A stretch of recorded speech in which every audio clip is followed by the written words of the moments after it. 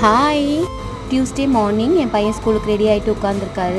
அவனுக்கு lunch box டிஃபன்லாம் கொடுத்துட்டு ஸ்கூலுக்கு அனுப்பி விட்டாச்சு. அதுக்கப்புறம் லஞ்சுக்கு மேலே தான் vlog எடுக்க ஸ்டார்ட் பண்ணியிருந்தேன். அன்றைக்கி வந்து தக்காளி சட்னி செஞ்சு அப்பளம் பொரிக்க போகிறேன். தக்காளி சட்னி முட்டை வேக வச்சு போட்டாச்சு. காலைல செஞ்சு தயிர் சாதமும் கொஞ்சம் இருந்தது.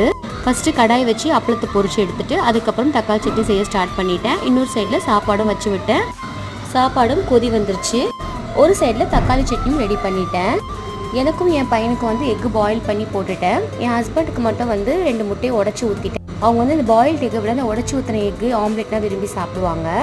ஸோ அதனால் 2 முட்டையை உடச்சி ஊற்றியாச்சு. அதுக்கப்புறம் சிங்கில் இருக்கக்கூடிய பாத்திரத்தையும் கழுவிட்டு கிச்சன் கவுண்டர் அப்புறம் க்ளீன் பண்ணிவிட்டு துணி கொஞ்சம் இருந்துச்சு அதையும் துவைச்சி போட்டாச்சு. அதுக்கப்புறம் சுட சுட சோறு போட்டு சாப்பிட்டோம். நைட்டு போல் நெட்ஃப்ளிக்ஸில் அமரன் மூவி வந்துருந்துச்சு இல்லையா, அதுதான் போட்டு பார்த்துருந்தோம். சூப்பரான மூவி, செம்மையாக இருந்துச்சு.